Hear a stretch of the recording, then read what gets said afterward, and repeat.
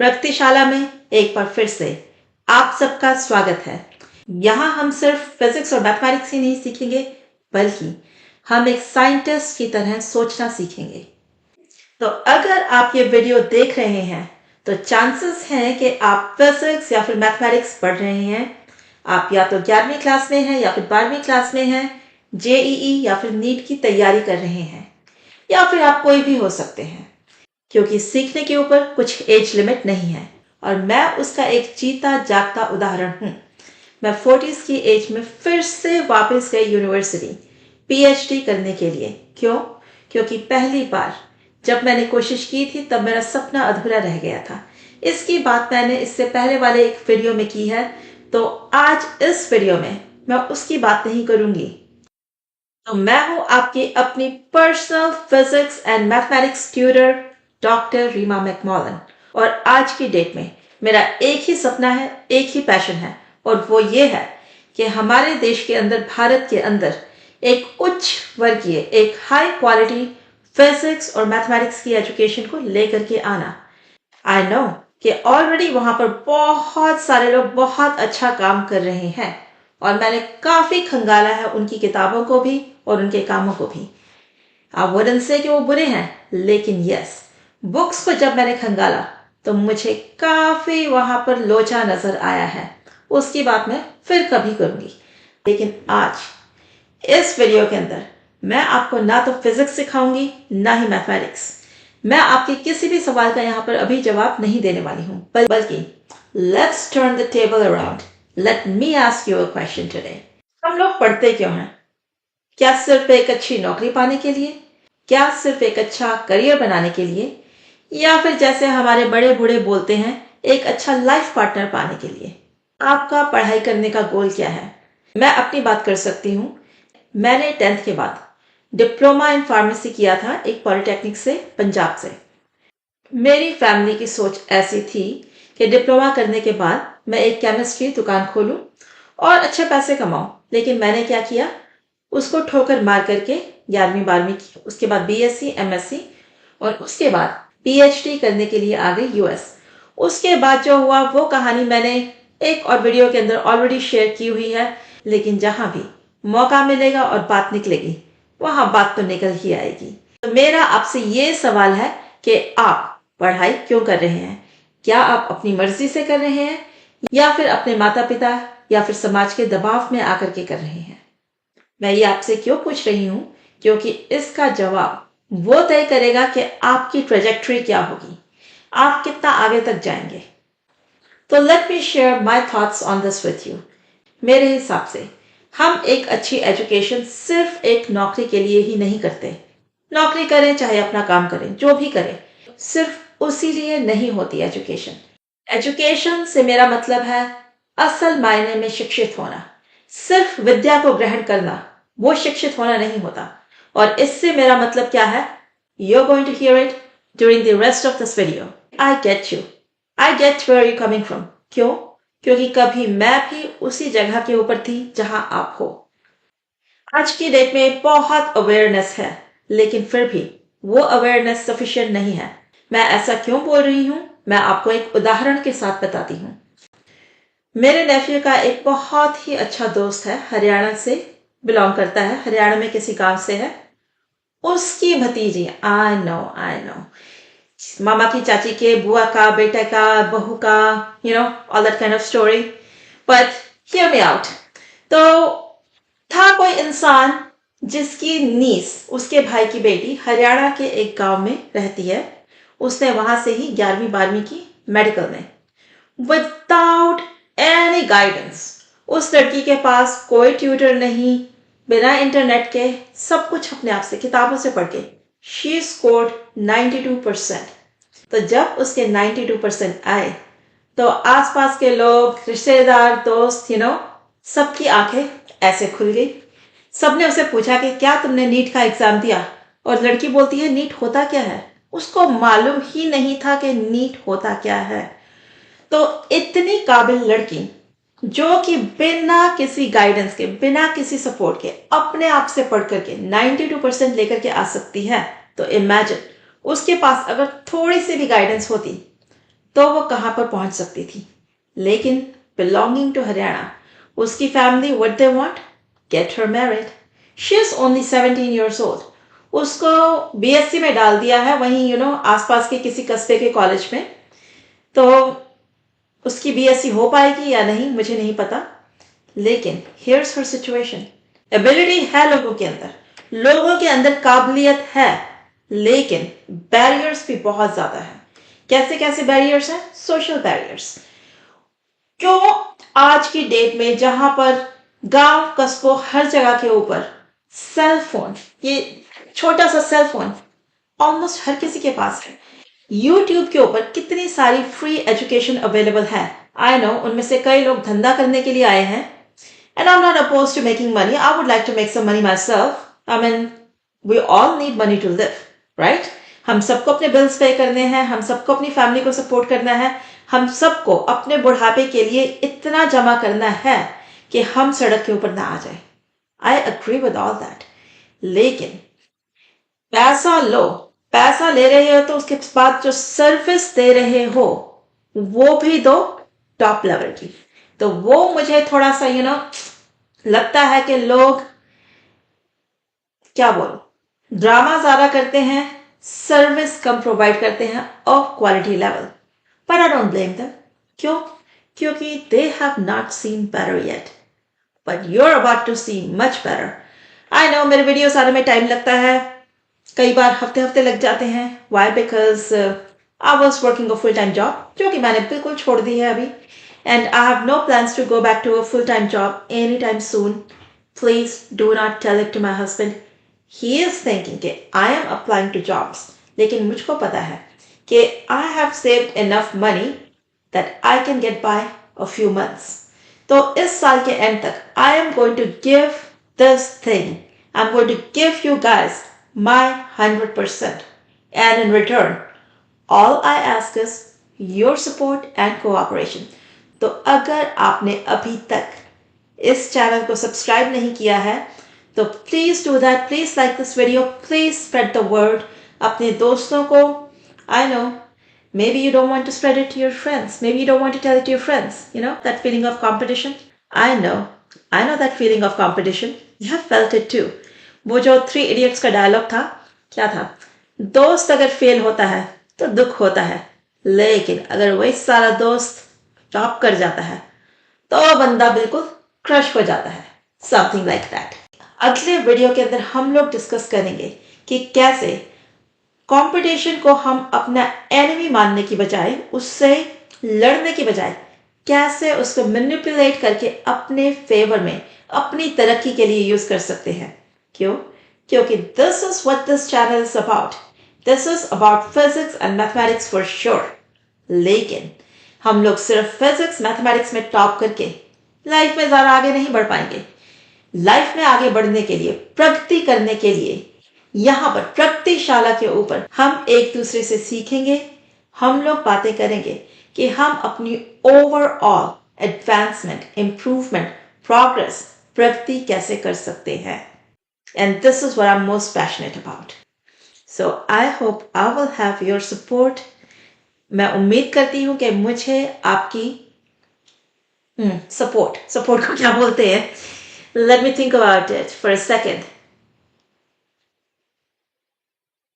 I hope कि मुझे इसमें आपका योगदान मिलेगा, मुझे इसमें आपकी मदद मिलेगी और हम लोग मिलकर के प्रगतिशाला के ऊपर बहुत प्रगति करेंगे। तो चलिए, I know बातें हो रही हैं इधर उधर, I get distracted. I know I had an outline of मुझे ये वाली बातें करनी है, लेकिन जब मैं कैमरा के आगे आती हूँ और आपसे बातें करना शुरू करती हूँ तो जो बातें मुझे करनी है वो तो मैं करूंगी ही करूंगी। उसके अलावा बातों में बहुत सारी बातें निकल आती हैं और मैं कभी इधर उधर डिस्ट्रैक्ट हो जाती हूँ। Don't worry, I do not have ADHD, और maybe I do, but who cares, अगर हो भी तो हो। I get where you're coming from. मैं समझ सकती हूँ कि आप आज किस जगह के ऊपर हो, क्योंकि कभी मैं भी वही थी जहां आप हो। कभी मैं भी फिजिक्स के फॉर्मूला से बहुत परेशान थी, नहीं समझ में आते थे। क्वेश्चंस को देखती थी, उनके जवाब या तो मिलते नहीं थे या समझ में नहीं आते थे। मैं उस दौर की बात कर रही हूँ जब इंटरनेट नहीं होता था, जब हमें लाइब्रेरी में जाकर के, और पंजाब यूनिवर्सिटी चंडीगढ़ की लाइब्रेरी बहुत बड़ी लाइब्रेरी थी, हमारे अपने डिपार्टमेंट की लाइब्रेरी भी बहुत बड़ी थी। वहाँ पे हजारों किताबें होती थी, हमें उन किताबों को खंगाल खंगाल करके जवाब ढूंढने पड़ते थे। और मैं यहाँ बात कर रही हूँ फिजिक्स की। Physics is a very interesting subject. It is a very interesting combination of two things. हम लोग नेचर और फिजिकल फिनोमेनन को डिस्क्राइब करने की कोशिश कर रहे हैं। हम एक कहानी बताने की कोशिश कर रहे हैं कि जो फिजिकल फिनोमेनन होते हैं वो क्यों होते हैं, वो कैसे होते हैं। लेकिन इसको डिस्क्राइब करने के लिए हम लोग यूज करते हैं मैथमेटिक्स की लैंग्वेज। तो यहां पर दो चीजों का कॉम्बिनेशन है। तो as they say both sides of your brain have to work. And किताबें जिस तरह से लिखी जाती हैं, they are not very straightforward. किताबों में से देख करके वह कई लोगों को समझ में आ जाता है, गुड फॉर देम। लेकिन ज्यादातर लोग उन इक्वेशंस और उन वर्ड्स के अंदर ही फंस करके रह जाते हैं, वो उनसे बाहर निकल ही नहीं पाते हैं। और मेरे साथ ऐसा बहुत बार हुआ है। और ऐसा होने का एक बहुत बड़ा कारण ये था कि मुझे और शायद आपको भी किसी ने ये नहीं सिखाया था कि सीखते कैसे हैं, कि पढ़ते कैसे हैं। और वो चीज बहुत ज्यादा जरूरी है। और that's a skill that we really need to learn, that how do we learn। और उसके लिए आज की डेट में बहुत सारी ऐसी स्ट्रेटजीज हैं, बहुत सारी ऐसी टेक्निक्स हैं जो हमको एक बेटर लर्नर, एक बेटर स्टूडेंट होना सिखाती हैं। और हम उनकी बात करेंगे इस चैनल के ऊपर। और मेरी सबसे पहली एडवाइस आपको ये है, आप सिर्फ जवाब मत ढूंढो, आप प्रश्न पूछना सीखो, आप सवाल पूछना सीखो। छोटी छोटी बातों को don't take it on their face value कि किताब में ऐसा लिखा है, ऐसा होता है तो होता है। माई 82 years old mother, she tells me कि यूट्यूब के ऊपर मैंने ऐसा देखा था कि घर के आगे एक पानी का ग्लास रखा होता है, घर के लिए बहुत अच्छा होता है। मैंने कहा ऐसा क्यों होता है? She doesn't have a reply because वो चीजें साइंटिफिक नहीं है and I don't believe in that. लेकिन शी सेज कि होता है क्योंकि मैंने यूट्यूब के ऊपर देखा है, लोगों को मालूम है वो क्या बोल रहे हैं। कौन से लोग हैं, उन्होंने क्या रिसर्च की है इसके ऊपर? She has no clue. तो all I am saying is don't take things on their face value. Just because somebody said it to you, just because it's written in a book or on the internet or even in a newspaper, do not blindly trust it. Do not blindly believe it. Question it. Question everything. मैं अपनी 82 years old mother को अब नहीं change कर सकती, कोशिश करती हूँ। लेकिन आप लोग, you are the young blood. I hope that you can see where I'm coming from. I hope that you understand what I'm saying. I know you do. तो हमें questions पूछना सीखना है। और साइंस मुझे इसीलिए इतनी पसंद है क्योंकि ये हमें सिखाती है कि सवाल कैसे पूछे जाते हैं। जो भी लोग साइंस में रिसर्च कर रहे हैं, they are trying to answer question. They have a hypothesis, they are trying to prove it. वो हमेशा questions करते हैं कि ऐसा होता है तो ऐसा क्यों होता है, ऐसा अगर नहीं होता तो ऐसा क्यों नहीं होता है। They try to be devil's advocates. So you need to learn to be devil's advocate. अब devil's advocate क्या होता है? उसका मतलब ये होता है कि यहां पर कौन? Okay, mister Einstein, doctor Einstein, ये हमें कुछ बोलते हैं। Sure, he was a genius. We all know it. लेकिन just because he said something, क्या हम उस बात को मान लेंगे? नहीं, he has to prove it. तो जब ये हमें कुछ बात समझा रहे हैं, कुछ बोल रहे हैं, तो we have to be devil's advocate. जो भी इनकी पोजीशन है, जो भी हमें ये बोल रहे हैं, हमें उसकी ऑपोजिट साइड लेनी है। Not to be offensive, not to be mean, not to be rude, but this is how you learn. This is how science evolves. This is how society evolves. हमें सिर्फ वही बातें नहीं सुननी जो हमें सुनने में अच्छी लगती हैं, जो हम सुनना चाहते हैं, बल्कि हमें उसकी जो ऑपोजिट साइड है उसको भी एक्सप्लोर करना है। तभी हमारे को एक कॉम्प्रिहेंसिव पिक्चर मिलेगी, तभी हमारे को कॉम्प्रिहेंसिवली पता चलेगा कि जिस बात को हम लोग मानना चाह रहे हैं या नहीं मानना चाह रहे हैं, हम लोग जिसमें बिलीव या डिसबिलीव करना चाह रहे हैं, वो असल में कितनी सच है। And of course if we are talking science over here, science is always evolving. हो सकता है कोई बात जो आज सही लगती हो, कल साइंस उसको जाके बोल दे उस टेक्नोलॉजी जो आपने यूज की थी इस चीज को डिस्कवर करने के लिए, इस चीज को एक्सप्लेन करने के लिए, उसके हिसाब से ये सही थी। लेकिन अब हमारे पास न्यू टेक्नोलॉजी है, इम्प्रूव टेक्नोलॉजी है। अब हम इस चीज के और भी अंदर घुस करके इसको और भी एक्सप्लोर कर सकते हैं। और जब हमने ऐसा किया तो हमें पता चला कि जो आप बोल रहे थे वो एग्जैक्टली सच नहीं था।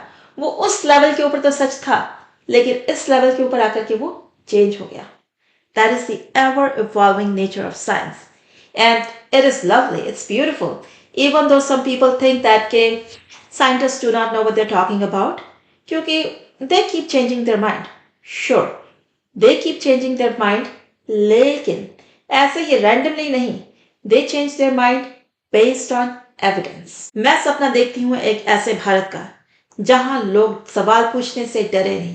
बच्चे सवाल पूछें अपने माँ बाप से, स्टूडेंट सवाल पूछे अपने टीचर से, एम्प्लॉय सवाल पूछे अपने एम्प्लॉयर से, जनता सवाल पूछे अपने प्रशासन से। क्योंकि जब तक हम लोग उनको अकाउंटेबल नहीं बनाएंगे, तब तक कुछ ना कुछ हमारी एक्सप्लॉयटेशन तो होती ही रहेगी। दे नीड टू नो कि we are watching them, we understand what they are saying and what they are doing. Do you see my point? मैं एक ऐसे भारत का सपना भी देखती हूँ जहां बच्चे सिर्फ रटे ही नहीं बल्कि समझे। एंड आई डू नो कि इवन आज भी हमारे देश में रट्टाफिकेशन परंपरा चली आ रही है। मेरे अपने परिवार के अंदर ही एक 4 साल की बच्ची है जो कि घर के बगल में ही एक प्री स्कूल में जाती है, और उसकी टीचर वो बोलती है इसको ट्यूशन में डालो, इसको ये बहुत पीछे है, इसको कुछ नहीं आता। वो 4 घंटे वहां स्कूल में रहती है, 4 साल का बच्चा है, और वो टीचर बोल रही है कि इसको उसके बाद दोपहर के अंदर मेरे पास ही ट्यूशन के लिए भेजो, मैं इसको बिल्कुल प्रिपेयर कर दूंगी नर्सरी के लिए और व्हाटएवर किंडरगार्टन के लिए। नहीं, वो शायद किंडरगार्टन में अभी है, फर्स्ट क्लास के लिए। क्यों भाई 4 साल के बच्चे के ऊपर इतना क्यों प्रेशर डालना है, उसको क्यों इतने रट्टे मरवाने हैं? और यही नहीं, वो इंसिस्ट कर रही है कि 2 साल की बहन जो कि अभी घर के ऊपर है उसको भी स्कूल भेजो ताकि वो पीछे ना रह जाए। 2-4 साल के बच्चे, क्या हो रहा है, क्या हो रहा है? ये इतने छोटे से बच्चे के दिमाग के अंदर इतना स्ट्रेस डाल दो तो वो एजुकेशन को एंजॉय कैसे करेगा? वो एजुकेशन को अप्रिशिएट कैसे करेगा? तो वो एजुकेशन को एंजॉय भी नहीं करेगा, अप्रिशिएट भी नहीं करेगा, बल्कि वो उससे दूर भागेगा। तो हमारे देश के अंदर बहुत सारे बच्चों के साथ यही प्रॉब्लम है कि उनको इतना ज़्यादा बर्डन कर दिया जाता है, इतना ज़्यादा उनके ऊपर बोझ डाल दिया जाता है कि वो एजुकेशन को एंजॉय करने की बजाय उससे भागना शुरू कर देते हैं। Of course it's not always going to be fun, you're not always going to enjoy it. There are going to be moments that are going to be stressful, especially अगर आप हायर एजुकेशन में जा रहे हैं तो that's just a given. अगर आप IIT में जाने की तैयारी कर रहे हो या फिर मेडिकल स्कूल में जाने की तैयारी कर रहे हो, it's not going to be easy. But 4-5-6 साल के बच्चे, come on dude, what are you doing to them? तो आई सी के वो टीचर इतना प्रेशराइज क्यों कर रही है? Because she wants business. That's all it is. 4 घंटे के लिए तो बच्चा मेरे पास आ रहा है, उसके बाद मेरे पास उसको ट्यूशन के लिए भी भेजो। अगर आप 4 घंटों में उसको नहीं समझा पाए, नहीं सिखा पाए, तो उसके बाद भी क्या ही कर लोगे? Let me find a different teacher for her. Right? That's what I think. और इतना प्रेशराइज इसलिए भी कर रहे हैं ताकि छोटी वाली बच्ची उसको भी उसी स्कूल के अंदर भेजा जाए। तो you see, it's all about money. And that's very unfortunate. ये चीज़ सिर्फ इंडिया के अंदर ही नहीं है, ये यहाँ पर मैंने यूएस के अंदर भी बहुत देखा है कि everything is for money, it's business. लेकिन यहाँ पर अच्छी बात ये है कि people are in general very ethical, और वो लोग कभी ये भी नहीं बोलेंगे कि आपके बच्चे को हमने पूरा दिन पढ़ाया, नहीं सिखा पाए, अब मेरे ही पास उसको ट्यूशन के लिए भी भेज दो। इनफैक्ट यहाँ पर जो टीचर्स हैं पब्लिक स्कूल्स के अंदर, वो अपने ही स्टूडेंट को ट्यूटर नहीं कर सकते फॉर मनी, क्योंकि उनको एक बार पैसा मिल चुका है for teaching them in the class. It's illegal, they can not do it. India में well you all know, school में नहीं पढ़ाएंगे, घर पे आके पढ़ना. वही वाला टीचर जो स्कूल में ढंग से ABCD भी नहीं पढ़ा सकता, घर पे आओ, घर पे उसके जाओ ट्यूशन के लिए, तो ही इज और she is your academic hero. उसको सब कुछ आता है. That is highly unethical. I know it's a long road, it may never happen, but अगर हम लोग मिल करके इतना सा भी चेंज ला सके, तो you know what happens, a chain reaction happens. जो आपका इतना सा चेंज आप लेकर के आएंगे, उससे इम्प्रेस होकर के, उससे इन्फ्लुएंस होकर के कोई और लोग उससे बड़ा चेंज लेके आएंगे, फिर उससे बड़ा, फिर उससे बड़ा, एंड इट कैन प्रोपिगेट. हम लोग ये कर सकते हैं. Am I being overly ambitious? Do I have lofty ambitions? Yeah, maybe I do have lofty ambitions, but this is what I want for our country.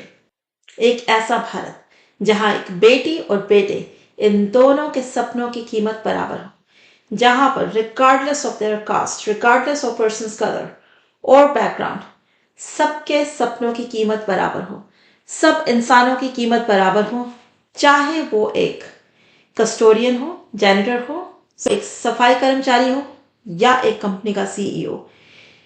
Just because कोई एक company का CEO है, he or she does not deserve more respect than a सफाई कर्मचारी.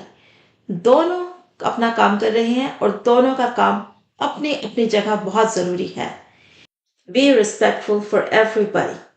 इंसान का सम्मान सिर्फ उसकी जाति के आधार पर नहीं, उसके स्किन के कलर के आधार के ऊपर नहीं, उसकी हाइट के ऊपर नहीं, उसकी खूबसूरती के ऊपर नहीं, उसकी एजुकेशन के ऊपर नहीं, उसके फाइनेंशियल स्टेटस के ऊपर नहीं, उसके जेंडर के बेसिस के ऊपर नहीं, बल्कि उसका सम्मान सिर्फ इसलिए हो क्योंकि वो भी एक इंसान है.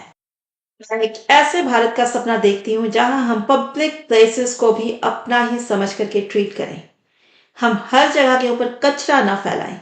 आई हैव वीडियोस एंड वीडियोस जब I went to India this time, जहां सड़कों के किनारे कचरा घर बने हुए हैं. लाइक इतना ज्यादा कचरा वहां पर पड़ा हुआ है. आई सॉ दिस लेडी, जो कि काफी अच्छी बिल्डिंग से फ्लैट्स बने हुए थे वहां पर, उससे बाहर आई.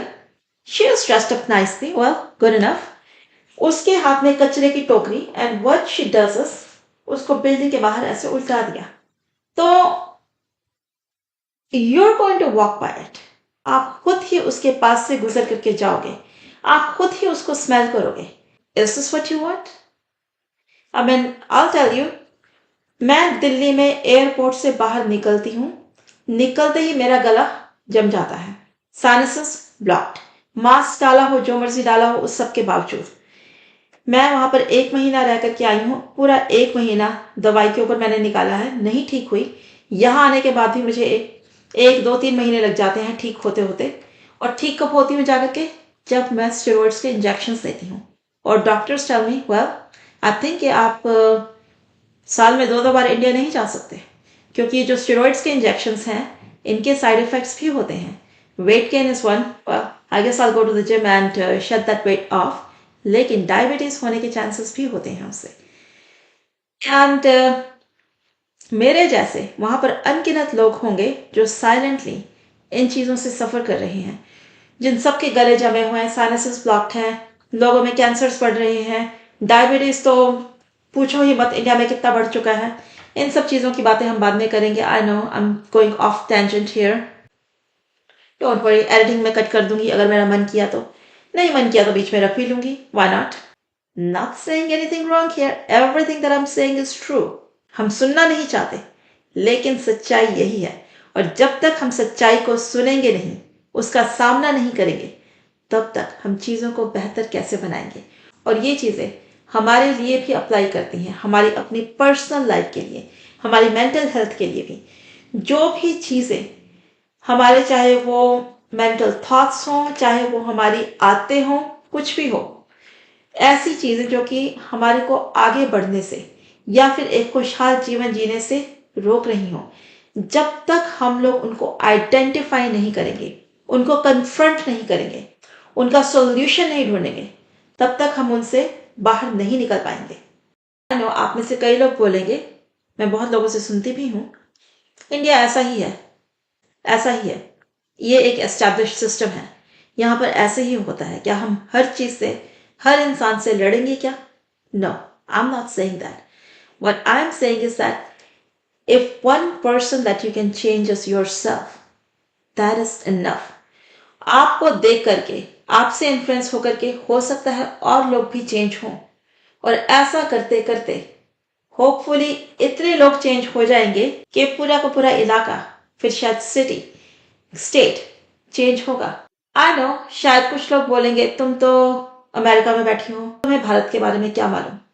आई थिंक क्योंकि मैं भारत से दूर हूं, क्योंकि मैं वहां उस चीज के बीच में नहीं हूं, इसीलिए शायद मुझे ज्यादा मालूम है, इसीलिए शायद मैं उसको ज्यादा महसूस कर पाती हूँ. Why? Because I have seen two different ends of the spectrum.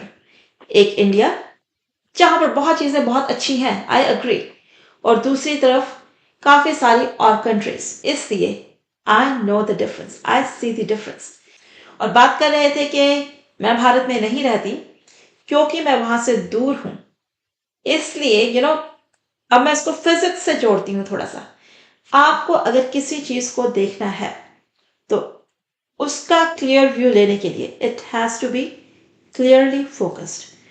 तो जब आप किसी भी चीज के बहुत ज्यादा नजदीक होते हैं तो वो चीज इतनी बड़ी हो जाती है कि आपको उसका कॉम्प्रिहेंसिव व्यू नजर ही नहीं आता. You see what I mean? कि हमें उसके छोटे छोटे हिस्से, छोटे छोटे पार्ट्स तो नजर आ जाएंगे, लेकिन पूरी की पूरी चीज वो नहीं नजर में आएगी. और जब आप चीज से बहुत ज्यादा दूर चले जाते हैं तो वो एक छोटी सी डॉट बन जाती है, तब भी वो नजर नहीं आती.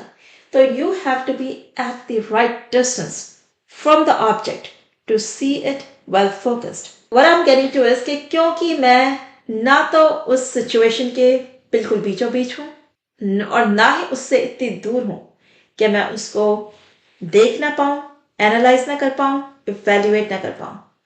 So I am able to see it, analyze it, evaluate it, and not just that, also offer solutions. कितनी दूर हूं मैं वहां से distance wise? Well, halfway across the world. लेकिन आज के इंटरनेट की दुनिया में distance means nothing. तो all I'm trying to say is कि हमें सवाल पूछने हैं, हमें सवाल पूछना है कि कोई भी चीज है, हम उसको बेहतर कैसे बना सकते हैं. और यही एक साइंटिस्ट की सोच होती है. जो भी प्री एग्जिस्टिंग चीजें हैं, हम उनको बेटर कैसे बनाएं. ऐसे ही करके मेडिकल टेक्नोलॉजी इंप्रूव कर रही है.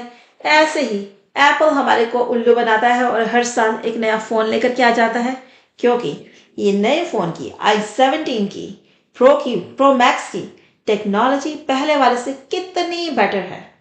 और इन चीजों में वो लोग खर्च करते हैं billions and billions of dollars for those research. तो वो big corporates, they are all for money. But here we are not for money, we are talking about our life, our society, कि हम इसको इम्प्रूव कैसे करें, हम प्रगति कैसे करें, हम आगे कैसे बढ़ें. इसके लिए इसकी शुरुआत करनी पड़ेगी by questioning, by trying to find answers. जब आपके पास सवाल होगा तभी आप उसके उत्तर ढूंढेंगे, तभी जब आपके पास प्रॉब्लम होगी तभी आप उसके सॉल्यूशंस को ढूंढेंगे. और प्रश्न ढूंढना, प्रॉब्लम्स ढूंढना, इसके बाद रुक नहीं जाना है. We have to find the answers. जब वो जवाब ऑलरेडी एग्जिस्ट नहीं करते तो हमें उनको बनाना है. The problems whose solutions do not exist, we have to create those solutions. That is how we progress. तो साइंस का मतलब सिर्फ लैब्स नहीं है, सिर्फ लैब्स के अंदर काम करना ही नहीं है. मैथमेटिक्स का मतलब सिर्फ पेपर को लेकर के उसके ऊपर इक्वेशंस को लिखना ही नहीं है. इनका जो असली मकसद है वो हमें सोचना सिखाना है. और वो सोच एक साइंटिस्ट की सोच, एक एनालिटिकल सोच, एक लॉजिकल एंड क्रिटिकल जो रीजनिंग होती है, वो वाली सोच, वो हमें लेकर के जाएगी जीवन में आगे. हमें सीखना है कि हम अगर किसी से असहमत हैं, अगर हम किसी से एग्री नहीं करते हैं, तो उस डिसएग्रीमेंट को उनके साथ कैसे डिस्कस करना है without insulting them. And likewise अगर कोई और इंसान हमारे साथ डिसएग्री करता है तो हम उसको कैसे डील करें, हम उसकी बात को कैसे सुने विदाउट फीलिंग इंसल्टेड. क्यों?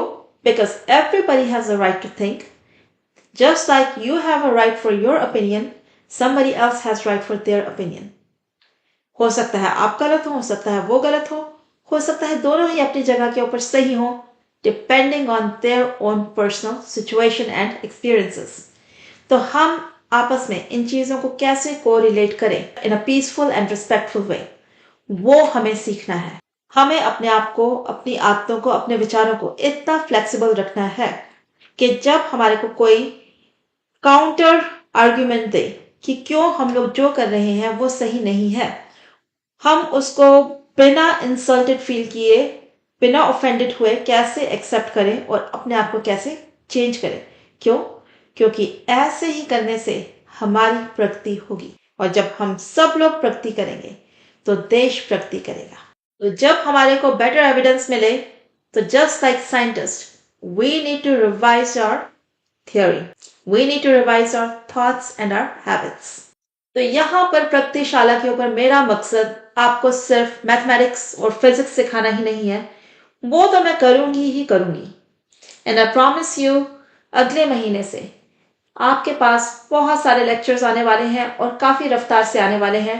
इवन दो आई शुडंट से काफी रफ्तार से, बिकॉज मेरी जो टीम है, इतनी बड़ी जो टीम है, I have a writer, a creator, I have an actor, I have an editor, I have a producer, I have a content writer, and all of those people, they are me.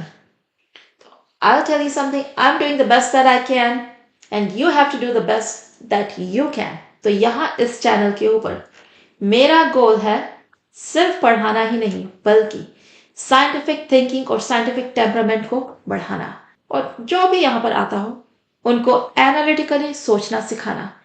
And likewise आप भी मुझे सिखा सकते हो। आई am not saying मुझको सब कुछ आता है, इनफैक्ट मुझे बहुत कुछ नहीं आता। I am learning every single day. तो if you have something to teach me and others, please do let me know in the comments. And I was also thinking of doing a live streaming someday. I haven't figured it out yet कि कैसे की जाती है, but I will. तो let me know what you think about that कि एक live streaming का session किया जाए। तो अगले आने वाले लेक्चर के अंदर हम लोग बात करेंगे एक बहुत इंपॉर्टेंट टॉपिक की, कंपटीशन की। हम लोग बात करेंगे एनवी की, हम लोग बात करेंगे जेलसी की, हम लोग बात करेंगे कि हमें in natural normal human emotions के साथ कैसे डील करना है, कैसे हम उसके साथ ऐसे डील करें कि वो हमारे को हर्ट ना करे, वो हमारे को नुकसान ना पहुंचाए। आई नो ये चीज़ें बहुत नुकसान पहुंचाती हैं, because I have felt them and I feel things very very strongly. I'm a very passionate person. So whatever I do, I'm 100% into it. If I would love somebody, I would love 100%, 200%, 500%. And when you get on my bad side, so I have my own issues. I have gotten over a lot of it, and I'm still trying to get over some of that. तो hopefully मिलकर के हम लोग एक दूसरे से सीखेंगे, आगे बढ़ेंगे, और एक खुशहाल समृद्ध, let me think of the words, मिलकर के हम लोग एक खुशहाल समृद्ध संपन्न सुशील ब्ला ब्ला ब्ला भारत का निर्माण करेंगे। Please let me know in the comments के आप सब लोग कौन हैं, आपका नाम क्या है, आप कहाँ से हैं, आप कौन हैं, आप क्या कर रहे हैं, और क्या आपने इस वीडियो से कुछ सीखा, और क्या आपके पास कुछ सजेशंस हैं जिससे कि मैं भी कुछ सीख पाऊँ। And like I said before, अगर आपने अभी तक नहीं किया तो प्लीज़ इस वीडियो को लाइक कीजिए, सब्सक्राइब कीजिए, और यही नहीं, आप अपने दोस्तों के साथ, अपने फैमिली मेम्बर्स के साथ इसको शेयर भी कीजिए। That would help me more than you know. And to be honest, it will help not only me, it's going to help so many people. क्योंकि हमें मिलकर के अपने देश को आगे बढ़ाना है, और वो आगे तभी बढ़ेगा जब हर इंसान आगे बढ़ेगा। Have you heard the phrase that no chain is stronger than its weakest link? या फिर आपने केमिस्ट्री में सुना होगा, मैंने सुना था बहुत साल पहले, आज से मे बी 30 से भी ज्यादा साल पहले, कि no reaction can occur faster than its slowest step. या फिर आपने सुना होगा कि no country is richer than its poorest person. तो अंबानी चाहे जितना मर्जी अमीर हो, भारत फिर भी गरीब ही है। क्यों? क्योंकि अंबानी, अडानी वो दो लोग हैं। चलो उनके जैसे और भी काफी लोग होंगे, लेकिन what about most of the citizens of our country? बहुत सारे लोगों के पास एक समय का खाना खाने का पैसा नहीं है, सोने के लिए सर के ऊपर छत नहीं है, पहनने के लिए कपड़े नहीं है, बीमार हो जाए तो दवाई लेने के लिए पैसा नहीं है। That's what our country is. And it sucks. It sounds horrible, but it is true. And you know it. And you're going to change it. We're going to change it. चाहे वो चेंज इतना छोटा ही क्यों ना हो, don't think any change is small. Several changes over time, they are going to add up. They are going to even compound. And you know the power of compounding. If not, तो maybe मैंने किसी video के अंदर कहीं तो उसको discuss किया ही है. Go watch those videos. Alright, I gotta go now, but until next time, आप लोग पढ़ते रहिए, प्रगति करते रहिए और मुझे बताइए मेरा सूट कैसा है। I love it. Bye bye.